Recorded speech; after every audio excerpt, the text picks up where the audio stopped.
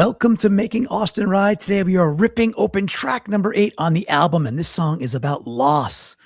Yeah, it's going to get that way. When I sleep, all I smell is you on my sheets. You're about to hear the raw story behind track number 8, Addiction by Subtraction. You're going to want to turn this one up, trust me.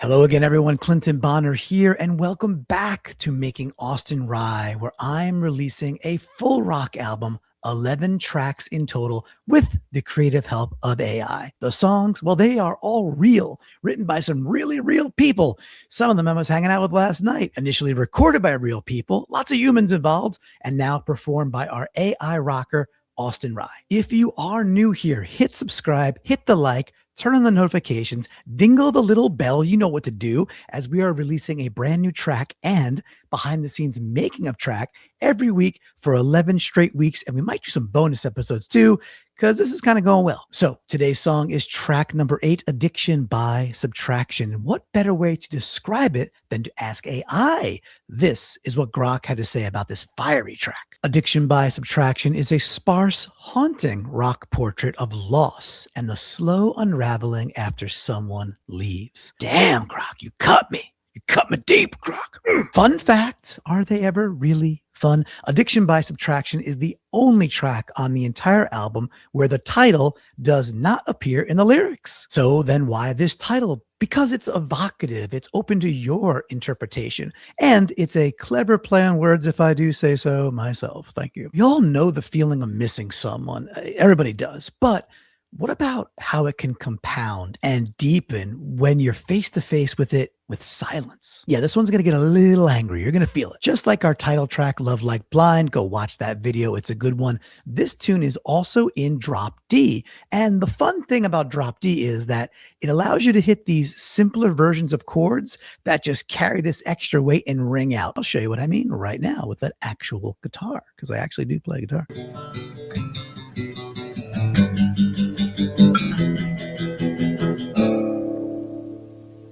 Kind of bouncy, right? So I brought this little bouncy concept to the band sometime around 2005, something like that. And while it was definitely poppier than most of the stuff we were up to at that point, it still drove, had a great melody, and honestly, this big ass hook that you just can't deny. I guess this is goodbye. And it was a pretty simple song, so when we played it out live, it usually sounded big and really good. But I gotta say, the vocal delivery from Austin Rye, it puts anything I was ever able to do, I think, to shame. For me, this is the coolest her voice sounds on the entire record. There's so much angst and these really cool inflections that make this feel so real and so individual, which is pretty insane because we know it is AI. It's just killing it. Which you hoard quite frequently. I thought it was so cool to hear how Suno picked up the original vocals and the intent of the pain in the voice, my voice at that time, and delivered a knockout vocal performance. I do remember when prompting Suno for this track, I gave it a few ideas on emphasizing the dynamics. With a hook that's so big, it provided these killer opportunities for the sound and emotion to get sucked out. You'll hear some. Alive. At daylight there was sun. This is the last fast-paced rocker on the entire album, so I went big. I stripped out a few different versions of stems, and I did some recombinating of them. Is that a word? I recombined them at certain moments to kind of do these layers to really give it this purposeful punch. I think it hits. I think you're going to feel it. Now, my favorite part of this song, beyond the vocal delivery, which again, outstanding in my opinion, are some of these dripping with loneliness lyrics. They're undeniable. Here's one I really liked. At daylight, there was silence as you were off to gain some miles. As you were off to gain some miles. I don't even know what what I was thinking at that point, but I like that. I still like that. And again, that vocal delivery on Miles, it's so spot on. I love how she delivers that. I'm not sure this is the best song on the album, but there would be, frankly, zero surprises for me if it ends up being the most popular song on the entire 11 tracks. Between the huge hook, the dynamics, and the sense of facing a reality you do not want to face that the story immerses you in, man, to me, Addiction by Subtraction, it delivers the goods. Even if the title is never mentioned, I just think you're going to understand it and feel it.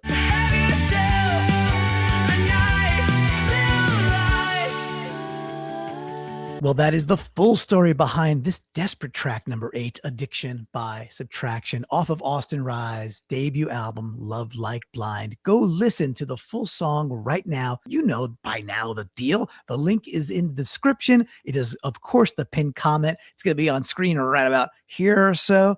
And you know what? For this one, you might want to bring a friend or two along because I think you're going to need them to get through it. I hope you feel it. If you love the songs and this series, drop me a like. Do me the favor. Comment on your favorite part. Share this with some friends. Subscribe to the channel so you do not miss next week's track. And if you've got questions for me about the AI process or anything I'm doing here, ask them in the comments, please. I read every single one and I love sharing about this stuff. Look, we got some cool comments. We got some haters. I don't care. It's all good. Let me hear what you're thinking. And I will see you next week for track number 9, Trampled, the track that started this entire adventure for me and is completely due to my father-in-law. That story next week. You're going to want to hear that. Here are 6 seconds of next week's track, Trampled, and bye for now. We could live in Manhattan.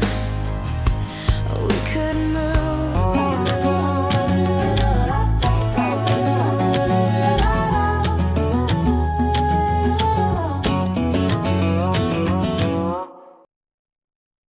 This is the worst chair to be playing a guitar in because it has arms.